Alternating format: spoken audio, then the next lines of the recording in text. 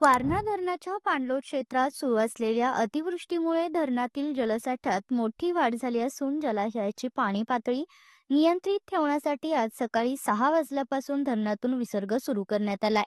धरण प्रशासनाने दिलेल्या माहितीनुसार वक्रद्वाराद्वारे 8,630 क्युसेक आणि विद्युत गृहातून 1,630 क्युसेक असा एकूण 10,260 क्युसेक पाण्याचा विसर्ग वारणा नदीपात्रात सोडण्यात आलाय.